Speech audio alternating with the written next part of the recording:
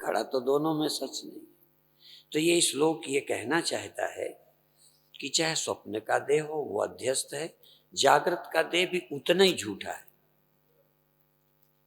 100% यदि स्वप्न का देह झूठा है, कोई चेतना सच्ची है, तो जागृत वाला घड़ा भी 100% झूठा है कि 99%? सत्य 100% मिथ्या। तो जो स्वप्न में सत्य है वही जागृत में सत्य है, जो स्वप्न में झूठा है वो जागृत में भी झूठा है। इसको पूरी गहराई से बार बार सोचना पड़ेगा। और मैं बताऊं,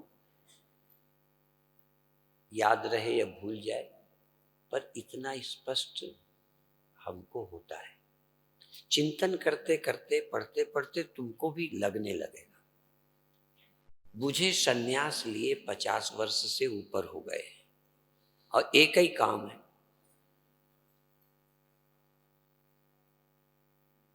तो तुम्हें मुझे देर लगी है कि तुम्हें लगेगी? मेरे जानते तुम घबराते हो या नहीं सोचते हो, मुझे जितना देर लगी है इस बात को समझने में तुम्हें नहीं लगेगी।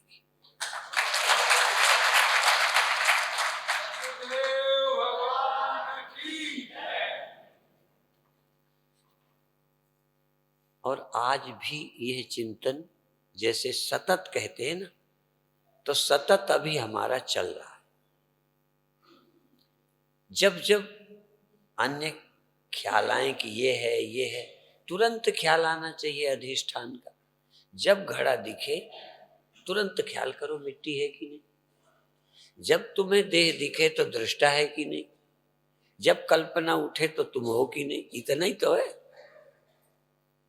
और आसान है। सावधान भर हो तो ये हो ही नहीं सकता कि देह हो तुम ना देखो, स्वप्न हो तुम ना हो, घड़ा हो मिट्टी ना हो। ऐसा हो सकता है? गहना हो सोना ना हो, लहर हो पानी ना हो। इतना सच्चाई तुम्हें ख्याल में क्यों नहीं आएगी? या तो तुम एक भी उदाहरण दे दो कि उस समय स्वप्न तो था, तुम भ्रम में थे, पर थे तो तुम थे ही नहीं, स्वप्न हो गया। तुम थे ही नहीं, दुख हो गया। तो दुख तो तुम कहते हो गया और तुम क्या हो पता ही नहीं। इस बात को बार बार याद करो। यदि अध्यस्य से कुतो जन्म, यदि ये बात समझ में आएगी कि स्वप्ने की तरह घड़ा भी अध्यस्त है, सत्य तो मिट्टी है, तो क्या जन्म है? फिर मिट्टी को जन्मा क्यों मानते हो? मिट्टी को मरता क्यों मानते हो? अर्थात तुम अपने को जन्मता, तुम अपने को मरता क्यों देखते हो? समझाने के लिए जब तुमको लगेगा कि भाई चलो मैं नहीं जन्मा, कोई तो जन्मा, तो पहले हम मान लेंगे ठीक है, देह जन्मा तुम नहीं जन्मे, घड़ा जन्मा मिट्टी नहीं जन्मी। पर धीरे धीरे ये भी कहेंगे कि घड़ा है क्या? तेरे से अलग यदि 1% हो तो चलो वो जन्मा है, तू नहीं जन्मी। तू जन्मा नहीं तो फिर कोई जन्मा ही नहीं। तू जन्मा तो सब जन्मा, तू नहीं जन्मा तो कोई जन्मा ही नहीं। तू ही संसार है तो संसार है। यदि तू संसार नहीं है, तू ब्रह्म है, तो संसार है ही नहीं। तू ही अपने ख्यालों में संसार गढ़ लेता है। अपनी वासनाओं से, अज्ञान के अनादित्व से जाने कब से गढ़ता चला रहा है। इतना गढ़ता रहा कि सत्य का तो अब ख्याल भी नहीं आ रहा। शुरू से ही ख्याल नहीं था, शायद सुन के भी ध्यान नहीं जाता। जब सुनते भी हो कि तुम ही सत्य हो, तुम ही ब्रह्म हो, तो लगातार सुनाया गया कि ब्रह्म सत्य है, वो सत्य है, फलाना सत्य है, वो कहीं रहता है। तो तुम सत्य हो ये सुनने को तैयार नहीं हो। तुम ही सत्य हो, तुम ही चैतन्य हो, तुम ही आनंद हो, तुम ही मुक्त हो, तुम ही अजन्मा हो। सत्य का मतलब तुम ही सत्य हो का मतलब तुम जन्मे नहीं हो। सत्य वही होता है जो जन्मता नहीं। जो जन्मता है वो सदा रहता नहीं। ये एक एक शब्द की गहराई है। सत्य जन्मा नहीं होता, सत्य मरता नहीं है, जो मर जाए वो सत्य ही नहीं होता। जो पैदा हुआ है वो सत्य नहीं है, जो है उसमें पैदा हुआ दिखता है, और वो भी पैदा हुआ उसी को दिखता है जिसको सत्य नहीं दिखता। रस्सी में भी सांप उन्हीं को दिखता है जिनको रस्सी, जिसको सत्य ख्याल में नहीं आता उसी की समझ में संसार आता है। इसलिए सत्य का स्मरण करिए, मुक्त। जपो सतनाम सतनाम सतनाम जी, सुमिरो सुमिर सुमिर सुख पाओ। परमात्मा की याद करो। परमात्मा माने आकाश में रहता है, इसीलिए घट घट में हरजू बस है, संतन कहो पुकार। कह नानक, नानक कहते हैं उसको सुमिर, भवनिधि उतरस पार। उसको स्मरण करो जो तुम्हारे घट घट में, जो वहां रहता है उसका सुमिरन नहीं। कभी तुम्हें लगता है कि मेरे अंदर है जिसका मैं याद कर रहा हूं? तुम भजन में भी बैठते हो तो अपने मन के अलग कोई सोचा करते हो, तुम्हारे मन में रहता है, सोच में ही नहीं है कि मेरे अंदर है। और भारत के हर संत का कहना यही है, तो ही संग समाए। और तुम अपनी आंख से या मन से, अपने से, देह से, मन से अलग, मन में नहीं। लहर पानी को ढूंढती है, पर लहर अपने से अलग कहीं पानी को ढूंढना चाहती है, लहर में पानी नहीं। तुम भगवान को सोचते ही गलत हो, और गलत ढंग से सोचा भगवान तुम्हें थोड़ी सी याद की राहत तो दे सकता है, पर मुक्त नहीं कर सकता। भले ये जानना कठिन हो, पर मुक्ति इसी से होगी। भवनिधि से वही उतरेगा पार जो घट घट में रहने वाले की याद करेगा। तो जब घट घट में मान लो है, तो मैं किस घट में पहले ढूंढूं? मैं यही हूं, यहां क्यों ना सोचूं? यदि सब लहरों में जल है, तो मान लो जो लहर ढूंढ रही है तो सब लहरों में है, तो इसमें है कि नहीं? तो लहर को पहले अपने में पानी ढूंढ लेना चाहिए। और जो लहर अपने में जल को ढूंढ लेगी, वो लहर और पानी दो होंगे। जिस लहर को पानी मिला, वो लहर नाम की वस्तु है क्या?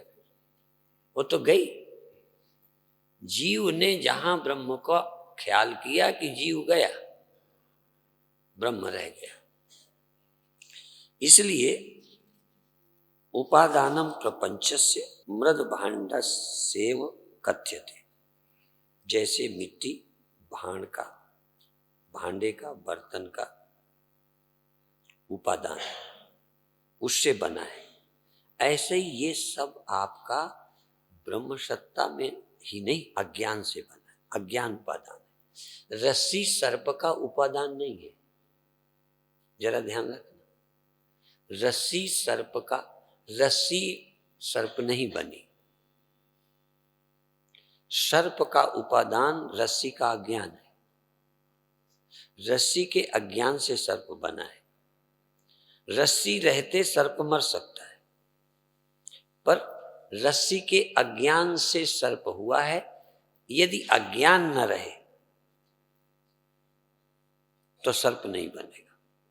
इसलिए सर्प का उपादान रस्सी नहीं है, रस्सी का अज्ञान है। तो जगत का उपादान ब्रह्म नहीं है।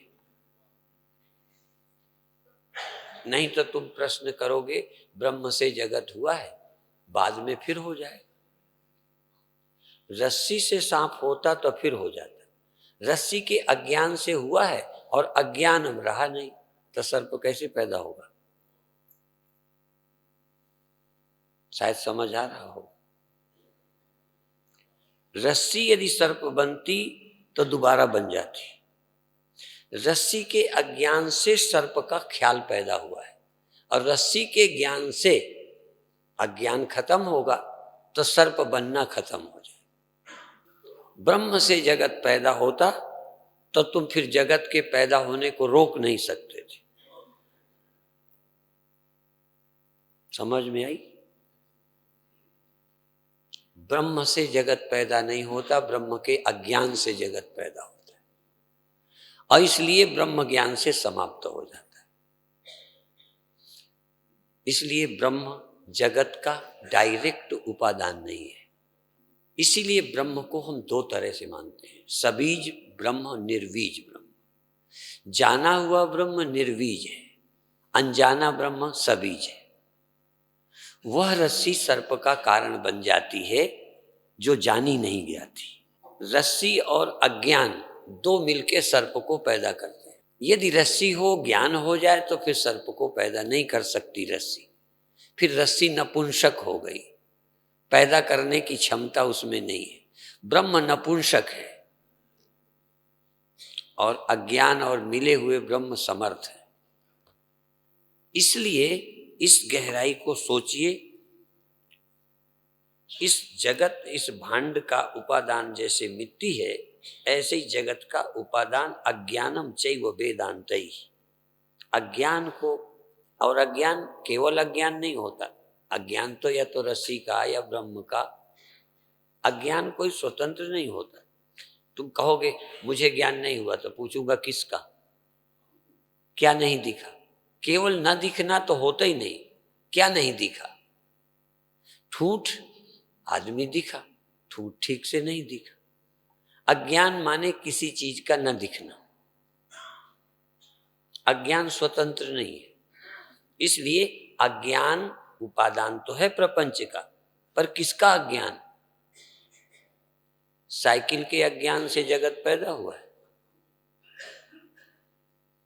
ब्रह्म के अज्ञान से जगत पैदा हुआ है। या आत्मा ब्रह्म है, इसके ज्ञान न होने से तुम सीमित और पैदा हुए दिखते हो।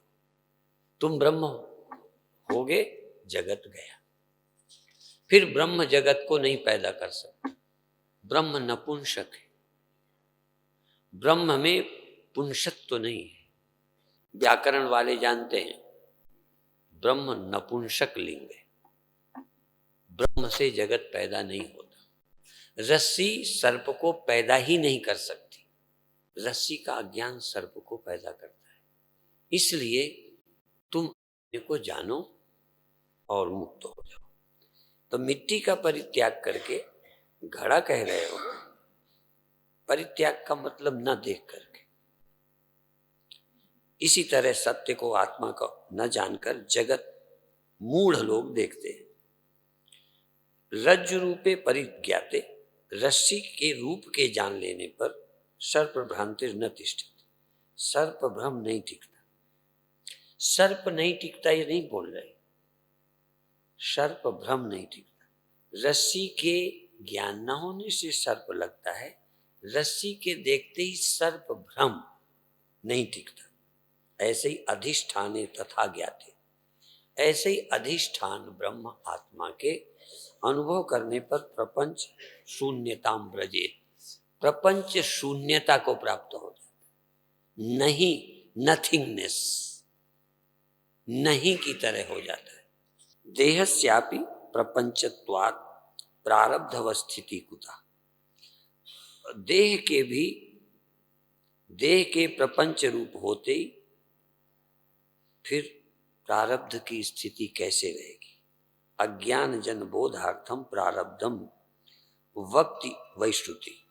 अज्ञानी जन बोधार्थम, अज्ञानी जनों के बोध के लिए, अज्ञानी जनों के बोध के लिए इस तरह प्रारब्ध की चर्चा की गई है। चीयन्ते चास्य कर्माणि तस्मिन् दृष्टे पर, उस पर को देख लेने पर सभी गांठें खुल जाती हैं। अभी सत्यानंद जी परम गति, जैसे किसी देश में गति, सागर में गति, गड्ढे में गति, ऐसे परम में गति। परम गति कोई हुआ नहीं है, शब्दों का अर्थ होता है परम में चले जाना। परम माने सुप्रीम, परम माने सृष्टि से परे, जो परम सत्य है उसमें जिसकी गति हो गई, परम गति हो गई। इंद्रियेभ्यः परम मना, मनसस्तु परा बुद्धि, यो बुद्धे पर तस्तुषा, जो पर है उसमें जो पहुंच गया परम गति हो गई। आत्मा में पहुंच जाना, चैतन्य में आ जाना, जड़ देह इंद्रियों को बाधित कर देना परम गति। इसलिए जहां इंद्रियां ठहर जाती हैं, मन भी नहीं का और बुद्धि कोई चेष्टा नहीं करती, वहां सिर्फ परम रहता है, परम रहता है। और उस समय तुम ही परम होते हो। चूंकि तुम देह मान बैठे, तुम इंद्रियां, तुम मन बन गए, छोड़ते चले आए। जैसे कोई मकान गिरा दे फिर ईंटें फोड़ दे तो कौन बचेगा? कहां वो मकान ईंटा हो गया, कहां वो मिट्टी हो गया। पहुंच गया, मिट्टी हो गया, ये मिट्टी ही बच गई, परम गति हो गई। दुर्गति गई, एक दुर्गति होती है, मौत, जन्म, परिवर्तन, छोटा बड़ा, ऐसी गति तो रोज होती है। तुम्हारी रोज होती है कि नहीं? सुबह बड़े हो जाते हो, खतरा बना, सुखी हो जाते हो, दुखी होने का डर बना रहता है, जिंदा हो, मरने की तैयारी कर रहे हो, दुर्गति नहीं है। दो ही तो गति है, या तो दुर्गति है या परम गति है।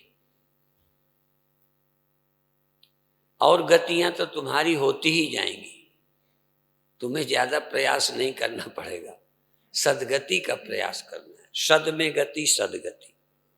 परम गति दूसरा शब्द है सदगति, सत में गति।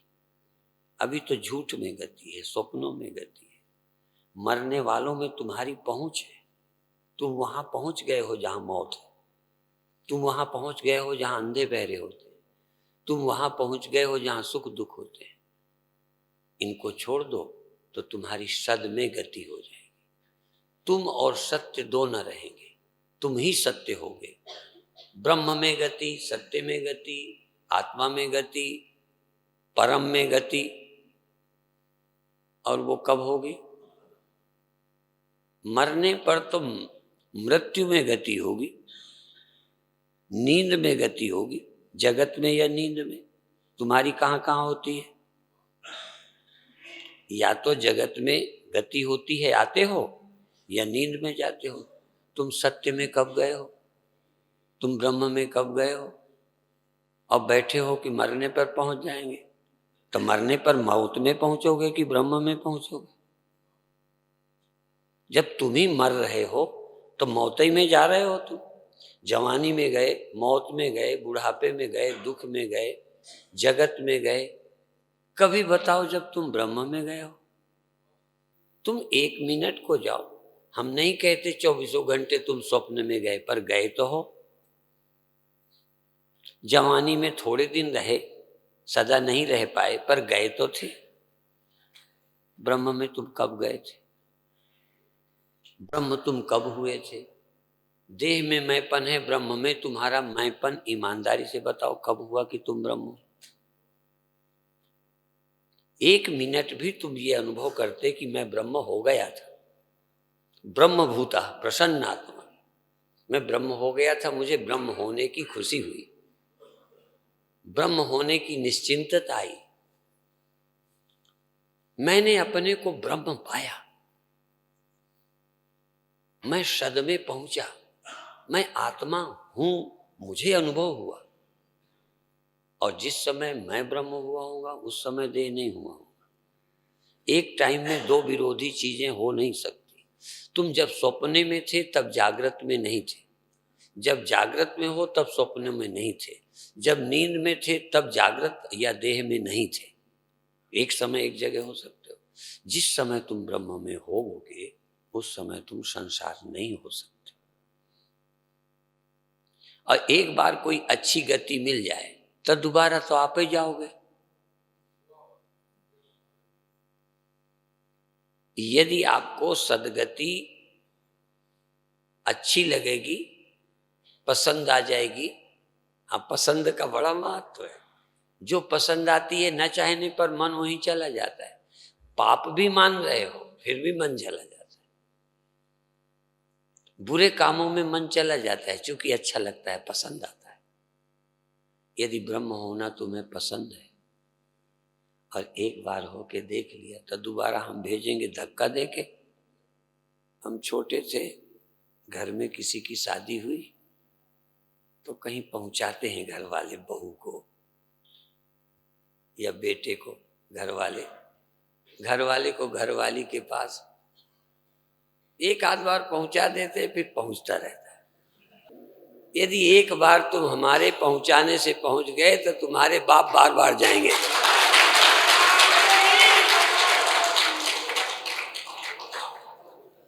फिर हम मना करेंगे तो नहीं मानोगे। किसी तरह एक बार हमारे कहने से चले तो जाओ, एक बार देह से छुट्टी तो पाओ, ऐसी राहत मिलेगी जैसे मौत चली गई। एक बार मन को छोड़ जाओ, लगेगा जैसे चिंता ही चली गई। फिर कौन बार बार चिंता में आएगा। किमिच्छन कस्य कामाय शरीरम अनुसंजरेत। क्या अटकी है जो बार बार शरीर में आओगे। उच्यते अज्ञैर बलात् चैतत तद दानार्थ द्वयागमा वेदांत मत हानम च यतो ज्ञानमिति श्रुति। इसलिए प्रारब्ध को मानने में ज्यादा दिमाग न लगाओ। असल में तुम सोचो श्रुति के वचन को कि क्या है प्रारब्ध। जब सब माया मात्र कल्पना लगेगी, सब झूठ लगेगा, सत्य है तो किसका प्रारब्ध, कैसा प्रारब्ध, कौन जीव, कौन मुक्ति। तो मुक्ति भी जब स्वप्न में मरे थे तो जग के लगा छूट गए, राहत मिली, वैसे तो मरे ही नहीं थे। असल में बंधन की भ्रांति के कारण मुक्ति, पूर्व संस्कार के कारण लगता है कि हम छूट गए। जितना मजबूत और आगे जाते जाओगे तुम मुक्ति को भी ऐसे ही समझोगे। दुखी दुख का स्वप्न हुआ तो जगाने से खुश होता है। यदि स्वप्न ही नहीं हुआ होता तो किससे छूटते। मृत्यु का ख्याल, मृत्यु तुम्हारी होती है ये तुम्हें ख्याल है, इसलिए बचने की इच्छा। और जब नहीं मरेंगे ऐसा ख्याल आएगा तो राहत मिलेगी, खुश होगे। इसलिए हम निधिध्यासन के 5 अंगों पर विचार कर रहे थे। यम नियम, मौन, देश काल, आसन, मूल बंध, देह साम्य, दृढ़ स्थिति, प्राण का संयम, प्रत्याहार, धारणा, ध्यान और समाधि। सब ब्रह्म है ये विज्ञान पहले, बार बार सब ब्रह्म है ये जानने पर जोर दो तो क्या होगा। जब सब ब्रह्म है विचार करोगे तो इंद्रिय संयम सहज हो जाएगा। इसलिए इसको इन्होंने राजयोग कहा है। ये बहुत हठ योग नहीं, राजयोग। कई लोग आजकल राजयोग की बड़ी चर्चा करते हैं, पर आचार्य शंकर के हिसाब से बिना समझ के राजयोग नहीं हो सकता। सहज योग, राजयोग, सहज संयम, सहज यम, सहज नियम होते जाएंगे केवल ब्रह्म विचार से। और भी बता चुके, सजातीय प्रवाह, विजातीय प्रवाह। मैं चैतन्य हूँ, चैतन्य हूँ, चैतन्य हूँ। जब भी जब कुछ हो तो 2 धाराएं, विपरीत धारा, प्रतिकूल धारा। जो तुम हो उसको बार बार ख्याल में रखना, जो तुम नहीं हो बार बार उसका निषेध करना। यही नियम बना लो। इस चिंतन का नियम बनाओ तो बात बन जाएगी। बुद्धिमानों को यही नियम रोज। कौन सा नियम? मंत्र जाप का। ये आपका नियम हो जाना चाहिए। सजाती प्रवाह रखना, विजाति का तिरस्कार करना और प्रपंच बुद्धि का त्याग। प्रपंच तो है ही नहीं, प्रपंच बुद्धि है, घट बुद्धि है। घट बुद्धि है, मिट्टी बुद्धि नहीं है मिट्टी, बुद्धि घट की है। घट बुद्धि का त्याग कर दो, घड़े का क्या त्यागना, कोई होता तो त्याग दे। सर्प बुद्धि को त्याग दो, रस्सी बुद्धि पैदा कर दो, सांप कोई मारने की जरूरत ही नहीं कि रस्सी बुद्धि होने पर, सर्प बुद्धि खो जाने पर भी डंडा लेके मारोगे। यदि सचमुच आपकी आत्मा बुद्धि हो जाए, सचमुच, तो फिर और क्या करना है। इसलिए विद्वानों द्वारा, महान लोगों द्वारा केवल चिदात्म तत्व का अवलोकन, चिद आत्म तत्व का बार बार अनुभव, यही त्याग है। घर वर छोड़ देना, लंगोटी पहन लेना, बच्चों को छोड़ के बाबा बन जाना, वो सहयोगी है, विरोध नहीं है, पर सचमुच जो बुद्धिमानों का त्याग है वो जगत बुद्धि का त्याग है और ब्रह्म बुद्धि का ग्रहण है। यतो वाचो निवर्तन्ते अप्राप्य मनसा सा यन मौनम योगिभिर्गम्यम तद भजेत सर्वदा बुध। अब मौन कहते हैं, मौन रहना चाहिए। तो चालाकी से ये वाला मौन छोड़ दो, ये मैं नहीं कहता, पर सच्चा मौन क्या है?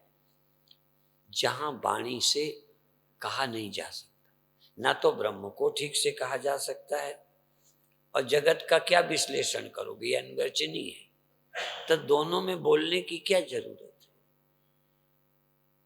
जहां बोलने का मन ही ना हो, बोलने की जरूरत ही नहीं है, क्या बोलो? बोलते हो तो और झंझट पड़ती है, नया बखेड़ा बन जाता है। ऐसे जैसे गूंगा गुड़ खा ले ना, बता वो करेगा, बता भी नहीं पाएगा, काय को झंझट, इतना भी वो क्यों करता है, खा ले मस्त रहे। तो तू ब्रह्म को अनुभव करके जगत क्या है क्या नहीं है बता पाओगे नहीं। सत है कि असत है कि फलाना है कि दिमाग का है, नहीं ऐसा कहो तो ऐसा नहीं, वैसा कहो तो ऐसा नहीं। अब आत्मा को ब्रह्म कहो तो फंसा क्यों था? अब उस समय के अनुभव और तर्क तुम सुनोगे, झंझट में पड़ोगे। इसलिए तुम ब्रह्म विचार करके ज्यादा कहने कहाने के चक्कर में न पड़ो, यही सच्चा मौन है।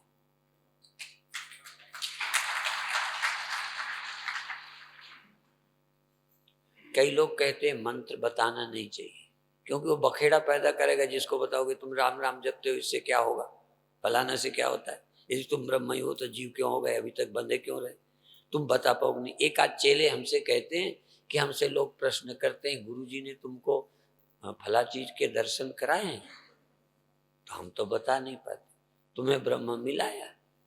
अब वो चाहते हैं कि प्रश्न वालों को हम बताएं, प्रश्न वालों को तो हम नहीं बता पाते, तुम क्या बताओगे? बताने की भूख क्यों है तुझे? तू समझ और मस्त हो जा। तू दूसरों को बताएगा तो तेरा भी जो थोड़ा है वो भी चला जाएगा। तो इस बखेड़े में क्यों पड़ता है? इसलिए जहां से वाणी लौट आती है उस विषय में भी क्या बोलेगा, समझ ले, गूंगा गुड़ है, अनुभव कर। कोई जिज्ञासु है, साधक है, तो थोड़ी बात कर ले, बाकी दिन भर मौन रहे। तू रोड वालों को समझाता है कि मैं ब्रह्म हूं, तू सोहम उनसे बोलता है जो लठ लेके पीछे पड़ जाएंगे, तुम्हें नास्तिक और कहेंगे। ये अपने को परमात्मा समझता है। तुम्ही को मुश्किल समझ आया, तू समझना चाहते थे तो समझ नहीं आया, तो जिन्हें समझना नहीं, तू रोड वालों को समझाने में काहे पड़ा है? बृहस्पति भी यदि किसी जिज्ञासाहीन को समझाए तो नहीं समझेगा। गलत रास्ते में चलने वाले तुम्हारी सुनते ही नहीं, तुम इन मूर्खों के पीछे काहे पड़े हो? तुम्हें तो बोलने का रही कुछ नहीं गया, काहे बोलते हो? मूर्खों को समझाना नहीं, तुम जी जान लगा के समझ रहे हो तब भी पूरी बात, तब भी संदेह है कि नहीं? तो जो समझने ही नहीं चाहते उनके तुम संदेह मिटा दोगे। इसलिए तुम्हें कुछ बोलने लायक है ही नहीं, तुम बुरी की सुन करके मस्त हो जाओ, यही सच्चा मौन है। बाचो यस्मिन निवर्तन्ते तद वक्तुम के न शक्यते। जहां से वाणी लौट आती है उसको कौन बता पाएगा? तो चक्कर में न पड़ो। प्रपंचो यदि वक्तव्य, तुम कहोगे हम जगत के विषय में बताएंगे, ये भी क्या बताओगे? रहता कैसा, दिखता कैसा, इसका भी सही सही वर्णन तुम सत करके, असत करके, सत सत उभय करके, को काहे सत्य झूठ काहे कोई, युगल प्रबल कर माने, तुलसीदास परिहरे तीन ब्रह्म सो आपन पहचाने। तो सही सही तो जगत का वर्णन भी कोई कर नहीं सकता, अनिर्वचनीय है। इसलिए तुम ज्यादा बोलने के चक्कर में न पड़ो, तुम जो सुन के अनुभव करो उसी मस्ती में रहो। इति वा तद भवेन मौनम शताम सहज संगीतम। इसलिए भले लोगों को ये वाला मौन रखना चाहिए, ये वाला मौन रखना चाहिए। गिरा मौनम तु बाला नाम, इस वाणी को नहीं बोलने देना, रोक लेना, ये कहते हैं बच्चों का मौन है। ये मौन बच्चों का है, ब्रह्मवादियों का नहीं है। ब्रह्मवादी इस मौन को ज्यादा महत्व नहीं देते, ये कहने लायक बात ही नहीं है, इसलिए ये मौन आप लोग रहे। आधा वंचित यन्नास्ति जनो यन यस्मिन विद्यते, जनो यस्मिन न विद्यते, आधा वंचे च मध्ये च जनो यस्मिन न विद्यते, एनेदम सत्यम व्याप्तम सदेशो विजना स्मृता। कहते एकांत में रहो, एकांत देश में नहीं, विविक्त देश सेवित। तो शंकराचार्य कहते हैं जिसमें न पहले संसार था, ना अभी है, ना आगे होने वाला है, तेरे सिवा कुछ नहीं, इससे अच्छा कोई एकांत है? तो ये आत्मा की सत्यता के अलावा कोई और है नहीं। इस एकांत में रोज रहे। औरों को खड़ा क्यों करता है, औरों को कल्पना में क्यों लाता है? ये एकांत जहां चाहे वहीं मिल जाएगा। नहीं तू वो छोड़ वहां जा, वहां छोड़ जंगल में जा, वहां भी तू जगत खड़ा कर लेगा। और तू जगत यदि यहां नहीं खड़ा करता ब्रह्म के अलावा, तो यहां एकांत है। इसलिए सदेशो विजना, ऐसा देश जो है जहां दूसरा कोई है ही नहीं, दूसरा कोई ना हो, यही तो एकांत है। तो वहां कम से कम देश है, जहां गया जंगल है, आदमी नहीं तो जानवर है, चेतन आदमी नहीं तो जड़ देवालय हैं। पर मैं जो एकांत बताता हूं वहां कोई और है ही नहीं तेरे सिवा। तू उस एकांत में रहे जहां तेरे सिवा कोई है ही नहीं, और हो सकता नहीं, है ही नहीं तो आ कहां से जाएगा? तुम जहां एकांत जाओगे कभी कोई ना कोई भक्त ही पहुंच जाएगा, घर वाले पहुंच जाएंगे, रोटी लेके चेला पहुंच जाएगा। शंकराचार्य उस एकांत की चर्चा करते हैं जहां दूसरा न कभी था, न है, न आगे होगा। एक सत्य था, है और रहेगा, आज सच जुगा सच, है भी सच नानक। उस सत्य में रहो, उस एकांत में रहो। एनेदम सततम व्याप्तम सदेशो, उस एक से जो सब व्याप्त है, एक सब में व्याप्त है, उससे अलावा सब नाम की कोई वस्तु नहीं है। इस ब्रह्म विचार के एकांत में रहे। फिर कलनाथ सर्वभूतानाम ब्रह्मादीनाम निवेशता, काल शब्देन निर्दिष्टो ह्यखंडानंद अद्वया। सभी तरह की कलनाएं, यहां तक काल की भी कल्पना है, समय और ब्रह्मादि नाम निमेशता। जैसे जरा सा स्वप्न खड़ा हो गया, नींद खुली गया, ये समय भी क्या है? स्वप्न में इतना लंबा समय क्या था? ये काल आदि की भी कलना ही है। इसलिए किस काल में? कहने लगे काल नहीं, काल का ख्याल छोड़ो। समय नाम की कोई सत्य वस्तु नहीं है, समय भ्रम है। स्वप्न का समय, स्वप्न की वस्तु। स्वप्न भ्रम है तो वहां का समय भी 10 साल बीत गए, ब्याह हुए, लड़का नहीं हुआ। स्वप्न में साधु के पास गए, आशीर्वाद लिया, हो गया 10 साल बाद। वो साल सही है, वो समय, वो वस्तु, वो स्वप्न। ये जो काल तुम्हें सत्य लगता है, इस काल को भी छोड़ो, काल की कल्पना छोड़ो। ब्रह्मादि नाम निमेशतः काल शब्देन निर्दिष्टो अखंडानंद अद्वय। ये एक अखंडानंद अद्वय और कोई है नहीं। न समय सत्य है, न देश सत्य है, न वस्तु सत्य है, ब्रह्म सत्य है, आत्मा सत्य है। इसका विचार कर। किस समय भजन करना चाहिए? कहते हैं जहां समय न हो। भजन स्मरण कब करना है? प्रातःकाल। किस समय भजन करना? लगे काल न हो, यही भजन है। कालातीत का स्मरण। बोले सो क्या बोले? सत श्री अकाल। काल की कल्पना ना हो, वही काल अच्छा है भजन के लिए। सुमिरन का अच्छा काल है जहां काल की कल्पना ना हो। इस कल्पना को छोड़ो।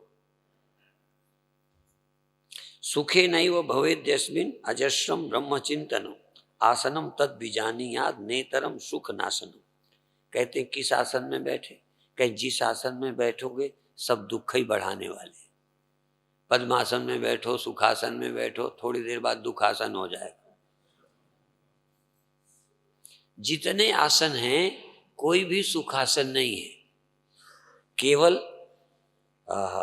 सुखे नैव भवेद अस्मिन् अजस्रम ब्रह्म चिंतनम। केवल ब्रह्म चिंतन में बैठो।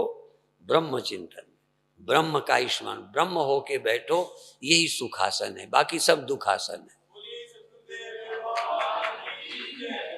जिस देह में सुख से बैठोगे बुढ़ापा तो बैठे बैठे आ जाएगा। आसन नहीं बदलो तो बुढ़ापा नहीं आएगा। जिस शरीर को तुम आसन लगा के बैठते हो, बुढ़ापा तो तुम कहीं चले जाओ स्वर्ग, वहां बुढ़ापा पहुंच जाए। तो जिस देह में बैठे हो, जिस देह का आसन बना रहे हो, ये छोड़ो। तुम ब्रह्म, अविनाशी सुख अपने आसन। अविनाशी सुख आत्मा में है, अपने आसन में है। जो सुख छब्बे जे क्या चौवारे, वो बलख न बुखारे। और कहीं चैन नहीं है। चाहे बैठो वहीं से उठा दिए जाओगे। देह में बैठो हटा दिए जाओगे। जवानी में बैठे थे, आसन ही छीन लिया। जैसे नेता 5 साल बाद बेचारे, एक जगह कभी का कार्टून देखा था, एक आदमी कुर्सी से उठाया जा रहा, दूसरा बैठ रहा, वो उठने को राजी नहीं है।